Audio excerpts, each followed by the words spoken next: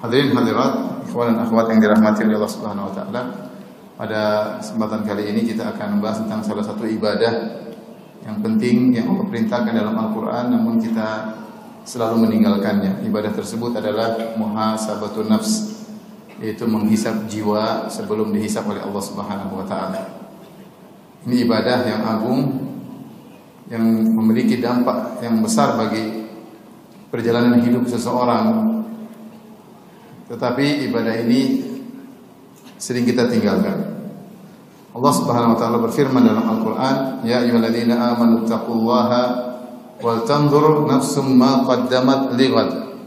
Wahai orang-orang yang beriman, ittaqullah, bertakwalah kepada Allah. Wal tanzur nafsum ma qaddamat lighad, dan hendaknya setiap jiwa melihat apa yang dia telah perbuat untuk masa depannya, yaitu untuk hari akhiratnya. Wattaqullah, bertakwalah. Innallaha khabirum bima ta'malun. Sungguhnya Allah Maha khabir, Maha mengetahui secara detail apa yang kalian lakukan. Ayat ini kata para ulama aslun fi muhasabatin nafs. Dia adalah dalil tentang perintah untuk muhasabah jiwa. Karena Allah mengatakan wal tanzur nafsun ma qaddamat liwat. Hendaknya setiap jiwa ya memperhatikan apa yang telah dia perbuat untuk masa depan, yaitu untuk hari akhiratnya. Yang dimaksud dengan muhasabatun nafs, muhasabah jiwa adalah menghisap jiwa. Sebagaimana perkataan Umar bin Khattab radhiyallahu ta'ala anhu, "Hasibu anfusakum qabla an tuhasabu, wa zinuha qabla an tuzanu." Hisaplah diri kalian sebelum kalian dihisap. Jadi sebaiknya kita menghisap diri kita terlebih dahulu. Kalau kita bahasakan secara bahasa modern, maksudnya mengaudit. Kita mengaudit, mengevaluasi kembali apa yang telah kita lakukan dalam keseharian kita, sebagai persiapan untuk hari esok kita, itu hari kehidupan yang sesungguhnya. Karena kita semua sadar bahwasanya kehidupan kita ini hanya sementara. Kita semua sadar kita bakalan meninggal dunia. Itu perkara yang sangat kita yakini. Tidak ada khilaf bahwasanya manusia akan mati. Ya. Dan setelah itu kita akan masuk dalam kehidupan yang sesungguhnya. Makanya Allah mengatakan, "Innamal hayatud dunya la'ibu wa lahu," atau lahun wa la'ib. Kehidupan dunia hanyalah permainan, sedagurau dan permainan dalam ayat yang lain. Wa innal akhirata lahiyal hayawan. Wa innal akhirata lahiyal hayawan law kanu ya'lamun. Wa innad daral akhirata lahiyal hayawan law kanu ya'lamun. Dan sungguhnya kehidupan yang akhirat itulah kehidupan yang sesungguhnya, seandainya mereka mengetahui. Rasulullah SAW berkata, "Labbaik Allahumma la aisha illa aishul akhirah." Ya Allah, tidak ada kehidupan yang sesungguhnya kecuali kehidupan apa? Akhirat. Jadi Rasulullah buka dengan labbaik. Labbaik itu artinya, ya Allah, aku penuhi panggilanmu. Ketika kita terpesona dengan dunia, hendaknya kita mengucapkan perkataan tersebut, labbaik la aisha illa aishal akhirah. Ya Allah, tidak ada kehidupan yang sesungguhnya kecuali kehidupan apa? Akhirat. Dan terlalu banyak ayat mengingatkan kita akan hal ini. Jadi kehidupan kita ini hanyalah sementara, dan kehidupan kita yang sesungguhnya adalah akhirat. Maka seorang berusaha mempersiapkan dirinya untuk bertemu dengan hari tersebut. Jika dia tidak persiapan, maka dia akan menyesal. Allah sebutkan dalam Al-Quran banyak penyesalan orang-orang karena tidak persiapan. Menyesal ketika bertemu dengan hari tersebut. Di antaranya firman Allah Subhanahu wa taala, "Yaqulu ya laitani qaddamtu li hayati." Berkata manusia pada hari kiamat kelak, yaqulu ya laitani qaddamtu, seandainya dulu waktu di dunia saya beramal soleh, li hayati, untuk kehidupanku yang sesungguhnya. Di dunia ini kehidupan yang semu, kehidupan sesungguhnya adalah setelah kita meninggal dunia, itu kehidupan yang sesungguhnya, setelah itu kehidupan akhirat. Maka Ibnu Katsir rahimahullah membawakan ayat ini secara umum. Semua orang akan menyesal. Orang-orang kafir mereka menyesal kenapa dahulu mereka tidak beriman. Para pelaku maksiat mereka menyesal. Yaqulu ya laitani qaddamtu li hayati. Para pelaku maksiat menyesal kenapa dahulu saya tidak taat kepada Allah untuk kehidupanku yang sungguhnya, yang sekarang, yang abadi. Bahkan orang-orang bertakwa juga menyesal. Yaqulu ya laitani qaddamtu li hayati, kenapa dahulu saya kurang amal soleh saya? Kenapa dahulu saya kurang amal soleh saya? Dulu kenapa saya ketika berbakti kepada orang tua saya masih perhitungan? Kenapa dahulu ketika saya sholat malam saya masih malas-malasan? Kenapa saya baca Quran, dia baca Quran tapi kurang baca Qurannya? Kenapa ketika saya bersedekah saya masih pelit? Sedekah iya tapi pelit. Dia akan menyesal. Jadi berkat orang yang bertakwa saja menyesali. Seandainya dia bisa beramal lebih banyak, tentu dia akan lebih indah lagi kehidupannya di akhirat kelak. Oleh karenanya, orang yang cerdas adalah orang yang mempersiapkan dirinya untuk hari akhiratnya yang sesungguhnya. Sebagaimana dalam hadis Nabi SAW mengatakan, ya, bahwasanya al-kayyis man dana nafsahu wa alima lima ba'dal maut. Kata Nabi SAW bahwasanya orang yang al-kayyis, yang cerdas, adalah man dana nafsahu, orang yang menundukkan jiwanya. Al-Imam Ibnu Qayyim rahimahullah mengatakan ay man hasaba nafsahu, yang menghisab jiwanya. Dia senantiasa menghisab jiwanya. Ketika dia menghisab jiwanya, maka dia konsen untuk beramal untuk hari akhiratnya. Wa alima lima ba'dal maut, dan dia beramal untuk kehidupan setelah kematian. Ini al-kayyis, itu orang yang cerdas. Dalam hadis yang lain Rasulullah SAW ditanya, fa ayyul mu'minina aqyas? Ya Rasulullah, siapa orang beriman yang paling cerdas? Rasulullah SAW berkata, aktsaruhum lil mauti dzikran wa ahsanuhum isti'dadan lima ba'dal maut. Orang yang paling sering mengingat kematian itu orang yang cerdas, dan yang paling bagus persiapannya untuk kehidupan akhirat itulah yang paling cerdas. Ulaikal aqyas. Itulah orang-orang yang cerdas. Jadi ini ikhwan dan akhwat yang rahmati Allah Subhanahu wa taala, kita hidup di zaman yang setiap hari kita bermaksiat. Orang hidup di zaman orang mengumbar pandangan dengan sebebas-bebasnya, membuka YouTube, membuka Facebook, kemudian dia memandang apapun yang dia pandang, iklan-iklan yang lewat, berita ini, berita anu, wanita buka aurat, ya, ghibah namimah, bercampur baur, baca keburukan si fulan, aib si fulan, dibaca, dia dengar setiap hari. Itu kerjaan kita. Waliyadzubillah. Demikianlah sebagian kita, mungkin tidak semua, tapi sebagian kita seperti itu. Setiap hari dia kerjakan maksiat. Maka dia sangat butuh untuk muhasabatun nafs. Sangat butuh untuk mengaudit dirinya. Kalau dia tidak mengaudit dirinya, dia akan lepas kontrol, dan dia terus begitu. Tanpa dia sadar, tiba-tiba dia dipanggil oleh Allah Subhanahu wa taala. Ini yang dikhawatirkan. Nah, untuk mengekang kita agar kita tidak terus lepas kontrol, melihat terus, ya, ghibah, namimah, mendengar hal yang haram, kita harus mengontrol diri kita. Caranya adalah kita menyisihkan waktu untuk menghisab jiwa kita. Untuk menghisab jiwa kita.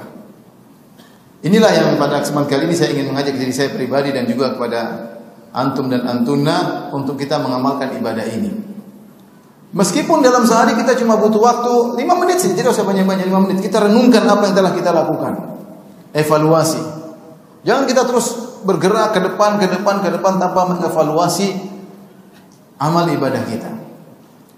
Kalau perkara dunia kita evaluasi demi untuk kemajuan, perkembangan, ada kesalahan kita perbaiki, ada kekurangan kita tambal.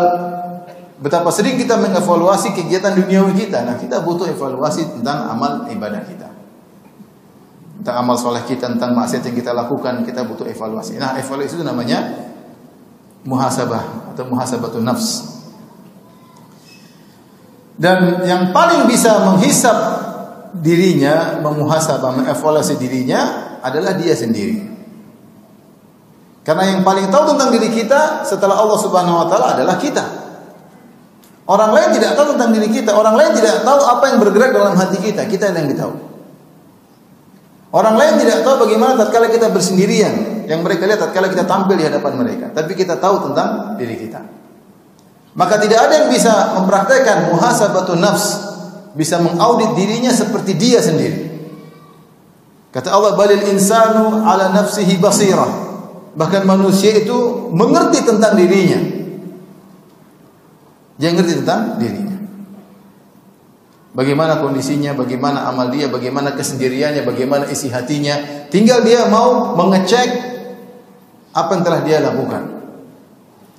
Saya bacakan perkataan sebagian ulama tentang makna muhasabah. Al-Imam Ibnu Qayyim rahimahullah berkata, hiya tamyiz baina ma lahu wa ma alaihi. Muhasabatun nafs, muhasabah jiwa, maknanya adalah membedakan mana amal yang baik yang telah dia lakukan dan mana amal yang buruk yang telah dia lakukan. Dia bedakan mana yang baik, mana yang buruk. Dia harus pandai mengklasifikasi. Dan hisab di akhirat juga begitu. Hisab di akhirat itu apa sih? Hisab di akhirat itu tujuannya adalah mengklasifikasi mana amal baik, mana amal buruk. Setelah diklasifikasi, dibagi, baru kemudian ditimbang. Sebelum kita dihisab oleh Allah Subhanahu wa taala, hendaknya kita menghisab diri kita sendiri. Jadi kenali apa yang hari ini saya lakukan apa sih? Apa manfaat yang telah saya lakukan hari ini sejak pagi? Saya bikin apa tadi pagi? Ya, zikir pagi petang, saya baca Quran, alhamdulillah masih bagus. Saya berbakti sama orang tua, saya ngobrol sama istri, kemudian saya dekati anak-anak misalnya. Oh, oke. Siang kemana? Siang ketemu teman, ada tamu. Baik. Ketika bertemu tamu, pembahasannya apa? Pembahasannya gibah ini. Gibah. Menjamu tamu baik tapi topiknya apa? Gibah. Kita cek, itu namanya hisab. Kalau kita enggak seperti itu, kita akan tiap hari berjalan, rutinitas haram kita kerjakan tiap hari. Kenapa? Karena kita tidak pernah mengontrol, tidak pernah mengaudit. Sehingga rutinitas tersebut berjalan terus-menerus tanpa terkontrol. Jadi Ibnu Qayyim mengatakan itu namanya hisab seperti itu. Dia mengenali mana yang baik dan mana yang buruk atas dirinya. Fayastashibu ma lahu wa yuaddi ma alaihi. Maka yang baik tetap dia pertahankan, yang buruk maka segera diperbaiki. Li'annahu musafirun safara man la ya'ud. Kata Imam Ibnu Qayyim rahimahullah, kenapa dia mengaudit dirinya? Karena sekarang dia sedang bersafar menuju perjalanan, yaitu menuju kematiannya, dan dia tidak pernah kembali. Orang kalau sudah start bersafar dia tidak pernah kembali. Itulah kita. Kita ini berjalan menuju titik kematian dan tidak pernah berhenti, tidak pernah mundur. Terus berjalan, terus menuju titik kematian, kemudian alam barzah, kemudian padang mahsyar, kemudian surga atau neraka. Karena kamu safar tidak pernah berhenti, tidak pernah kembali, maka harus diaudit. Seandainya kita bisa kembali, enak. Saya kemarin salah. Kembali ke masa lalu. Oke, kalau bisa kembali ke masa lalu, oke. Kita perbaiki. Tapi kenyataannya nggak bisa. Yang sudah berlalu, berlalu. Safarmu tidak pernah berhenti. Kau semakin berjalan menuju titik kematian. Kalau kau tidak audit dirimu, bahaya. Ini fungsi daripada audit. Semua butuh muhasabatun nafs, semuanya. Terutama yang sudah tua-tua ya. Yang muda-muda juga, yang jomblo-jomblo juga. Semua orang berusaha untuk menghisap jiwanya. Ustadz juga butuh, ya, semuanya butuh. Tidak ada kita yang sempurna. Kita ini hidup ya tercampur antara ketaatan dan kemaksiatan.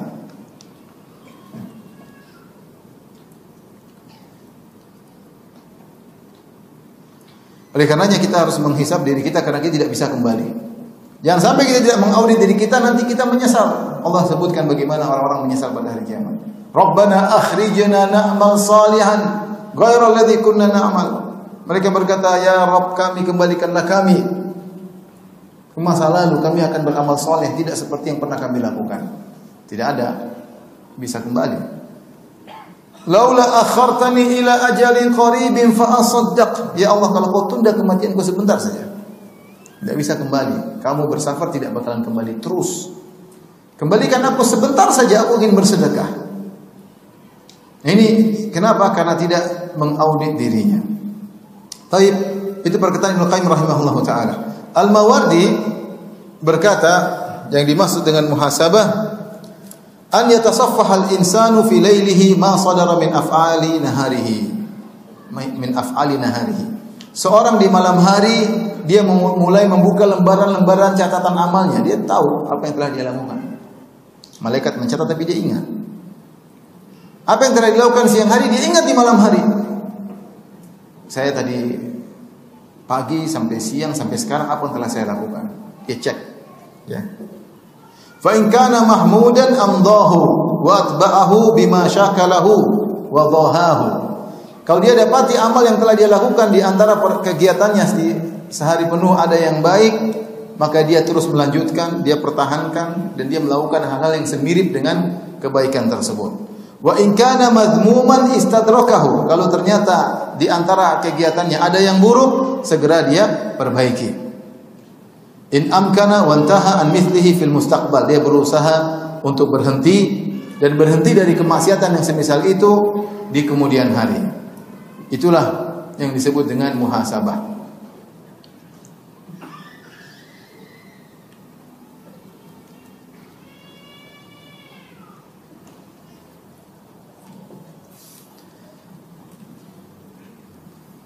Al-Imam Ibnu Qayyim rahimahullah taala berkata, "Wa tarkul muhasabah wastirsal wa tashilul umuri wa tamshiyatuha fa inna hadha yaqulu bihi ila al-halak." Ibnu Qayyim rahimahullah taala seorang yang tidak pernah muhasabah dirinya, tidak pernah mengaudit dirinya, hari-hari dia jalani demikian saja. Dia menggampangkan perkara, meremehkan perkara yang dia lakukan. Perbuatan seperti ini mengantarkan dia kepada kebinasaan. Ya. Kenapa tidak pernah koreksi, tidak pernah evaluasi? Nah, ini membuat dia terlanjur jauh dia melangkah. Sudah bermaksiat tidak pernah dievaluasi, akhirnya berbulan-bulan, bertahun-tahun dia terjerumus dalam maksiat tersebut. Mungkin dia baru sadar belakangan. Alhamdulillah kalau sadar. Kalau tidak, maka dia akan binasa. Di antara wasiat para ulama yang dinukil oleh Ibnu Qayyim rahimahullahu taala, hakun 'alal aqil alla yaghfal an arba'i sa'at. Hendaknya orang yang berakal jangan lalai dari 4 waktu. 4 waktu, dia bagi waktu ada 4. Sa'atin yunaji fiha rabbahu. Ada waktu khusus dia khususkan untuk bermunajat kepada Allah Subhanahu wa taala. Dia salat, dia baca Quran, dia berdoa, dia harus punya waktu untuk itu. Ya. Dia berkhalwat dengan Allah Subhanahu wa taala. Harus punya waktu, entah sholat malam, entah dia sholat sunnah, entah sholat duha, entah dia duduk di pojok baca Al-Quran, entah dia duduk di pojok baca tafsir, ya. Dia bermunajat, berdoa kepada Allah Subhanahu wa taala. Dia harus punya waktu di mana dia berdoa dengan Allah Subhanahu wa taala. Dia berusaha untuk menikmati waktu-waktu tersebut. Wa sa'atin yuhasibu fiha nafsahu, dan ada waktu dia harus menghisab dirinya, mengaudit. Duduk entah 5 menit, entah 10 menit. Dia harus punya waktu untuk itu. Jangan sampai tidak ada waktu untuk itu. Agar kita mengevaluasi diri kita. Wa sa'atin yakhlu fiha ma ikhwanihi alladhina yukhbirunahu bi uyubihi wa yasduqunahu an nafsihi. Ada waktu dia kumpul sama teman-temannya yang teman-temannya tulus mengabarkan kekurangannya, menegur dia, menasihatinya, harus ada karena terkadang ada aib yang kita tidak lihat. Yang bisa lihat terkadang apa? Teman kita. Karena sifat manusia itu husnudzon kepada dirinya, suudzon sama orang lain. Sifat manusia itu dia husnudzon kepada jiwanya dan suudzon kepada orang lain. Nah, kalau orang lain kita mungkin tidak melihat aib kita, kekurangan kita, teman-teman kita, saudara-saudara kita yang tulus, teman-teman sejati melihat kekurangan kita, kemudian dia pun menasihati. Ada butuh waktu kita ngobrol sama teman, kalau ada yang kamu melihat saya kekurangan tolong nasihati, seperti kita minta nasihat. Wa sa'atin yakhlu fiha baina nafsihi wa baina ladzatiha fi ma yahillu wa yuhmad. Dan ada waktu dia gunakan untuk bersenang-senang pada perkara-perkara yang diperbolehkan. Dia jalan-jalan, dia mungkin olahraga, mungkin dia kuliner, tapi yang halal. Tapi yang halal ya. Ini 4 waktu harus ada pada seorang yang berakal, kata sebagian ulama. Jadi waktu pertama dia berduaan dengan Allah, berkhalwat dengan Allah Subhanahu wa taala, harus ada waktu seperti itu. Ada waktu dia harus bermuhasabah, ya, mengevaluasi amal yang telah dia lakukan. Ada waktu dia ketemu dengan teman-temannya untuk mengkritiki dirinya. Sebagaimana perkataan diriwayatkan Umar bin Khattab radhiyallahu anhu, rahimallahu ra'an ahda ilayya uyubi. Semoga Allah merahmati seorang yang menghadiahkan kepadaku aibku. Kasih tahu aibku agar aku bisa perbaiki. Yang keempat, silakan dia bersenang-senang, ya. Untuk muhasabah. Baik, kalau ada yang bertanya, Ustaz bagaimana cara muhasabah? Muhasabah ada 2 model. Muhasabah ada 2 model. Model yang sebelum melakukan amal, sebelum berkata dan berbuat. Yang model kedua muhasabah setelah beramal. Setelah beramal. Di antara bentuk muhasabatun nafs, mengaudit jiwa sebelum kita berkata dan berbuat, yaitu ketika kita hendak melakukan suatu, hendak mengucapkan suatu, kita tanya pada diri kita. Contoh sederhana, antum misalnya mau upload foto, ya, antum lagi duduk sama ustaz, kemudian antum selfie, kemudian antum mau upload, antum tanya, saya ini upload buat apa? Tanya, ini muhasabah contoh. Saya upload buat apa? Buat pamer? Nah, jangan, nggak jadi. Terus buat apa? Ditanyakan pada dirimu. Kalau ada faedahnya, kalau ada manfaatnya, lakukan. Kalau tidak ada, ngapain? Memang kalau orang sudah selfie sama ustaz kemudian masuk surga, ustaz saja belum tentu masuk surga, apalagi yang foto sama dia. Nggak ada hubungannya. Ini sederhana, maksudnya sebelum kita bertindak, sebelum berbuat, kita cek ini tujuan kita apa. Coba cek. Apakah apa yang saya ucapkan ini sesuai dengan Al-Quran dan Sunnah? Dalam segala hal. Kita bertindak terhadap bahkan orang terdekat kita, sama anak, sama istri. Betulkah tindakan saya kepada anak saya? Betulkah saya menghukum anak saya dengan cara yang tepat atau tidak, sesuai dengan Al-Quran dan Sunnah atau tidak? Betulkah saya menegur istri saya dengan cara ini sesuai dengan Al-Quran dan Sunnah atau tidak? Cek. Itu namanya muhasabah sebelum kita berbuat. Kalau kita sudah menimbang-nimbang, kita lakukan bismillah, insya Allah berkah. Tapi kita cek terlebih dahulu. Ini lebih mudah. Kita lebih bisa mengontrol diri kita. Ada seorang salaf ketika ditanya, "Ala tahdhurul janazah?" Tidakkah kau menghadiri janazah? Kata dia, "Makanak hatta uhdhiran niyyah." Kata dia, tunggu dulu sampai aku menghadirkan niatku dulu. Saya belum mau berangkat melayat jenazah. Niat saya perbaiki dulu, ya. Itu contoh muhasabah meskipun cuma sedetik, ya. Dan dalam segala hal. Misalnya saya ke Makassar, saya mau apa ya? Kenapa saya ceramah hari ini? Saya ceramah buat apa? Tanyakan pada diri saya. Antum tidak tahu, yang tahu saya sendiri.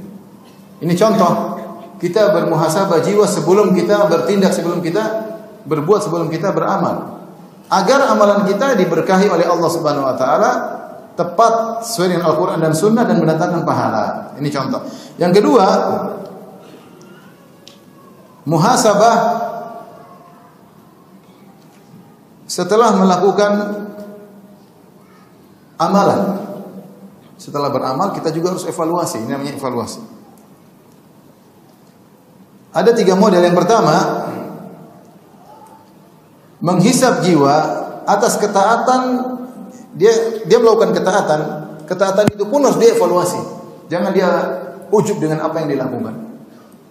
Dakwahnya, sholatnya, sedekahnya, puasanya, pasti ada kekurangan. Maka dia menghisab ketaatan jiwanya tentang ketaatan yang dia kurang dalam melakukan ketaatan tersebut terhadap hak Allah Subhanahu wa taala. Ya. Dan Ibnu Qayyim rahimahullah taala menyebutkan bahwasanya hak Allah dalam suatu ketaatan ada 6 perkara. Kalau antum memenuhi 6 perkara tersebut, insyaallah ibadah antum bagus. Kalau kurang 6 perkara tersebut, berarti antum harus mengevaluasi. Ibadah berikutnya berusaha memenuhi 6 perkara tersebut. Hak Allah dalam suatu ibadah. Yang pertama, ikhlas. Benarkah antum beramal kemarin itu ikhlas? Benarkah antum bersedekah ikhlas? Benarkah antum membangun pondok ikhlas? Benarkah antum ceramah itu ikhlas karena Allah Subhanahu wa taala?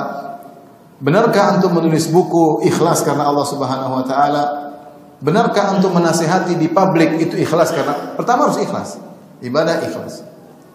Nah, kita ingat cek kemarin ikhlas enggak ya? Cek. Ini hak Allah yang pertama. Yang kedua, an-nasihatu lillahi fihi, yaitu beribadah sebaik-baiknya. Ya, beribadah sebaiknya salatnya sesuai dengan sunnah Nabi. Kalau kita salat, misalnya kita bicara salat sesuai dengan sunnah Nabi SAW, ya, sesuai dengan apa namanya yang diajarkan oleh Rasulullah SAW. Kita salat sebagaimana ya, yang dicontohkan oleh Nabi SAW. Kita berhaji sebagaimana haji yang diajarkan oleh Nabi SAW. Itu an-nasihatu lillah, yaitu beramal yang terbaik di hadapan Allah Subhanahu wa taala. Yang ketiga, muta'abatur Rasul. Amal kita tersebut sesuai dengan contoh Nabi atau tidak. Ini di antara hak Allah. Allah ingin kita beribadah sesuai dengan contoh Nabi sallallahu alaihi wasallam. Yang keempat, syuhud masyhadil ihsan.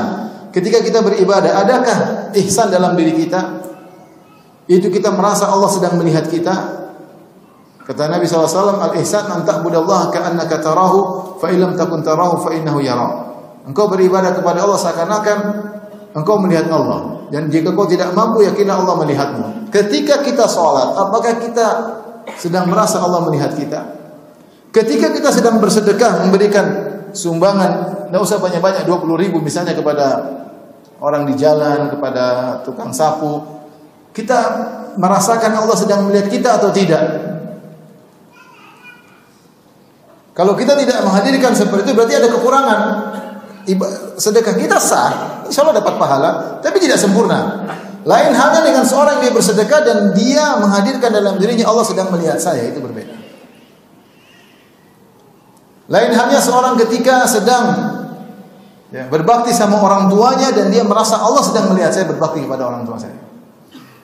Lain halnya dengan seorang ketika dia baca Quran di pojok masjid sendirian, dia tahu Allah sedang melihat saya. Itu beda, itu diantara hak amal, hak Allah Subhanahu Wa Taala. Kemudian yang kelima, syuhud minnatillah alaih. Dia menghadirkan bagaimana anugerah yang Allah berikan kepadanya. Bisa jadi maksudnya adalah dia diberi taufik untuk beramal soleh. Ini adalah anugerah yang luar biasa. Banyak orang tidak beramal soleh, dia bisa baca Quran. Banyak orang baca berita, baca baca ini, baca koran, nonton film-film yang enggak benar, dia baca Quran. Ini anugerah. Dia diberi taufik untuk beramal soleh.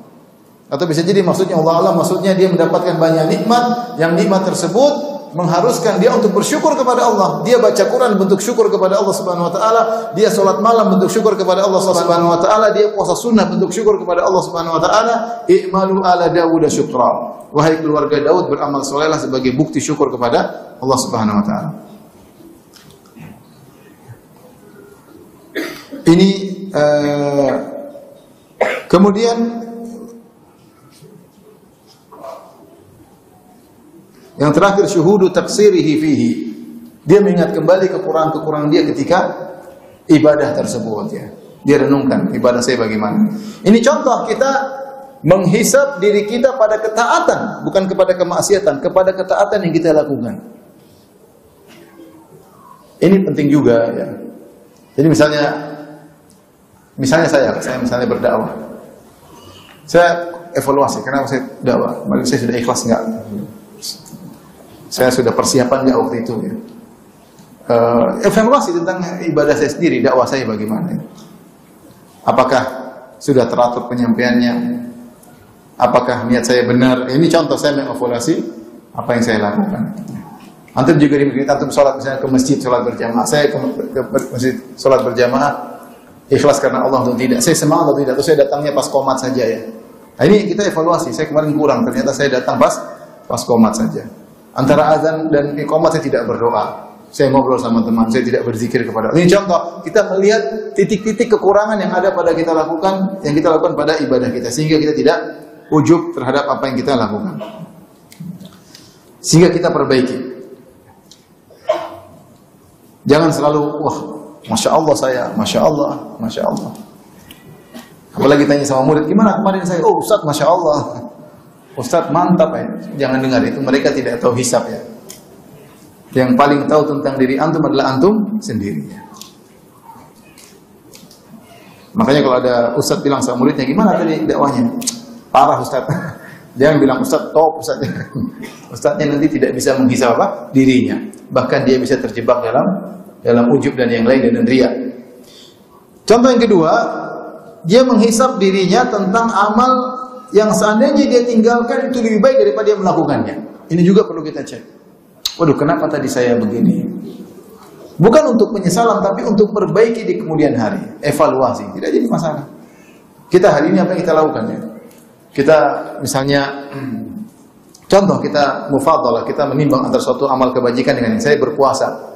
Tapi gara-gara puasa ternyata saya tidak bisa berbakti sama orang tua. Orang tua lagi suruh saya untuk kerja ini. Saya beruzur karena sedang puasa. Kita renungkan, seandainya tadi saya batalkan puasa, saya berbakti sama orang tua tentu lebih baik. Jangan seperti itu, ya. Ini butuh ketelitian dalam menghisab. Kemudian juga di antara hisab adalah menghisab jiwa pada perkara-perkara yang mubah. Perkara-perkara yang biasa yang bisa kita lakukan, jalan-jalan, ngobrol, kuliner misalnya, ini perkara-perkara yang mubah. Tanyakan, kenapa kau melakukan perbuatan tersebut? Apakah niatmu karena Allah dan karena akhirat, ataukah murni karena duniawi semata? Kalau niatmu karena Allah Subhanahu wa taala, maka alhamdulillah, ngajak anak-anak jalan-jalan untuk menyenangkan anak-anak, kebahagiaan istri karena Allah Subhanahu wa taala, dapat pahala. Ngundang teman-teman makan, dihidangkan makanan enak untuk membahagiakan mereka karena Allah Subhanahu wa taala, dapat pahala. Tapi apakah kita menghadirkan niat tersebut ketika mengundang teman-teman, ketika mengajak anak istri jalan-jalan, ataukah hanya sekedar perbuatan duniawi murni tanpa kehadiran niat tersebut? Kalau ternyata ada hadir niat tersebut, ini semua karena Allah, maka berbahagialah. Kalau ternyata hanya perkara duniawi murni, hanya senang-senang murni, maka kita telah buang-buang umur. Buang-buang harta, buang-buang umur, tidak ada faedahnya. Ini contoh menghisab diri, mengevaluasi diri atas apa yang telah kita lakukan. Baik, ikhwan dan akhwat yang rahmatillah subhanahu wa ta'ala, di antara hal-hal yang menjadikan seorang malas untuk bermuhasabah, ya, dia tidak mau bermuhasabah, tidak mau mengaudit dirinya. Yang pertama adalah banyak melakukan maksiat. Banyak melakukan apa? Maksiat. Ketika dia banyak melakukan maksiat, maka hatinya semakin sakit, semakin hitam, sehingga tidak tergerak hatinya untuk mengecek amal dia. Dia tidak peduli, mau ini mau dia tidak peduli. Ketidakpeduliannya terhadap amal soleh dia, terhadap perjalanan hidupnya, karena akibat hatinya yang sakit, karena terlalu banyak maksiat yang dia lakukan.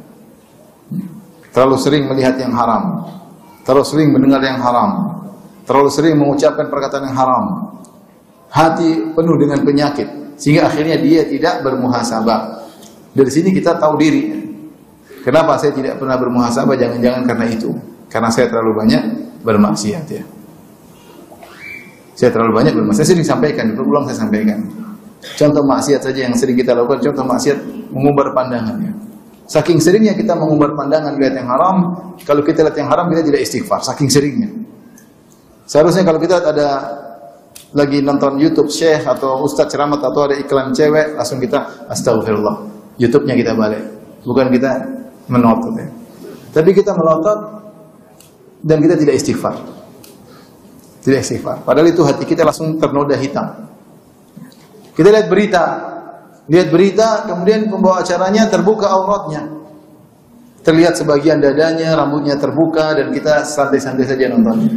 Itu maksiat bukan? Dan kita tidak istighfar. Kita tidak istighfar. Bahkan saking biasanya kita terkadang mengirim klip di grup teman-teman yang isinya ada wanita terbuka auratnya, dan kita santai-santai saja. Karena kita merasa itu perkara bukan maksiat. Artinya saya ingin sampaikan bahwa saking terbiasanya maksiat, terkadang hati kita kotor tanpa kita sadari, sehingga kita tidak menghisap diri kita. Dan ini hisap ini perlu audit, evaluasi. Jangan sampai kita terus bergerak, bertindak, terus beli barang-barang ini, beli anu, kemewahan. Hal-hal yang terlalu kita sibuk dunia. Karena kalau kita terus dengan dunia, hati kita condong ke dunia. Kapan muhasabah? Kapan menghisap jiwa? Meskipun perkara itu halal. Ustaz, kita naik gunung halal, saya bilang haram. Tapi kalau tiap hari naik gunung, kapan turun gunungnya? Tiap hari, Ustaz mancing boleh, sebulan sekali ya. Tiap hari mancing, emang nggak buang-buang umur mancing itu. Pergi mancing sana. Kalau sekali-sekali, mungkin sepekan sekali, oke lah ya. Itu pun sudah mungkin kebanyakan ya. Artinya, perkara-perkara mubah itu boleh, tapi kalau berlebihan itu membuat kita tidak muhasabah. Karena perkara-perkara mubah itu melalaikan. Maka kapan kita mau baca Qur'annya? Kapan kita mau merenungkan diri kita? Sementara kita senang-senang dulu. Tiap hari jalan-jalan. Emang jalan-jalan nggak boleh? Boleh, tapi jangan tiap hari. Kebanyakan jalan-jalan membuat seorang lupa untuk muhasabah. Di antara sebab orang tidak muhasabah, husnudzon kepada jiwanya, merasa dirinya baik. Sudah baik kok, lihat orang merasa dirinya baik. Kenapa dia merasa dirinya baik? Dia tidak mengecek. Seandainya dia cek, saya kemarin coba dia cek dengan detail. Sebenarnya mengatakan kalau bagaimana cara muhasabah? Muhasabah itu kamu kalau punya teman, kamu bersekutu dengan dia dalam masalah perdagangan, kamu ngecek masalah rupiah, masalah keuntungan dengan detail. Begitulah cara kamu untuk bermuhasabah jiwa. Kita kalau dagang sama teman, misalnya kita berdua buka warung bakso. Tapi kita kan cek biaya berapa, modal berapa, beli ini berapa piring yang laku, keuntungan bagi berapa persen, kita pasti cek. Kita nggak mau dia ambil untung dari kita ya. Kita berusaha cek dengan detail. Nah, kira-kira demikian ketika kamu mengecek dirimu, cek dengan detail. Benarkah kamu sudah benar? Benarkah kamu sudah ikhlas? Benarkah kamu sudah tulus? Jangan husnudzon pada diri kita, insya Allah saya ikhlas, insya Allah saya baik, insya Allah enggak. Kamu harus suudzon kepada dirimu, ya, untuk mengecek, mengeluarkan penyakit-penyakit hatimu untuk kau perbaiki. Kemudian di antara hal yang menghalangi seorang untuk muhasabah adalah tidak mengingat hari akhirat. Itu tadi kelanjutan dari terlalu berluas-luas dalam masalah perkara-perkara yang mubah, sehingga tidak ada waktu untuk baca Al-Quran, ya. Setiap hari baca apa saja, Al-Quran tidak dibaca. Ini membuat jiwa keras dan jiwa tidak akan bermuhasabah. Tapi kalau kita ada waktu sholat malam, ada waktu sholat sunnah, ada waktu baca Al-Quran, ini memotivasi kita untuk apa? Untuk bermuhasabah. Baik, ikhwan dan akhwat yang rahmatillah subhanahu wa ta'ala, karena tinggal beberapa waktu lagi untuk sholat isya, maka saya buka tanya jawab, ya. Semoga Allah subhanahu wa ta'ala memudahkan kita untuk muhasabah, ya. Ingat bahwasanya ada waktu kita meskipun 5 menit setiap hari, kita ingat diri kita. Yang terbaik adalah tatkala di sepertiga malam yang terakhir, ya. Kita sholat, muhasabah sambil istighfar. Astagfirullah, astagfirullah, tadi pagi saya gini, astagfirullah, tadi pagi saya kenapa begini, tadi siang kenapa saya begini, Allah tadi saya malam ngobrol terlalu malam sampai terlambat bangun, sambil istighfar. Astagfirullah, astagfirullah, astagfirullah. Tapi intinya ada waktu. Duduk 5 menit untuk bermuhasabah.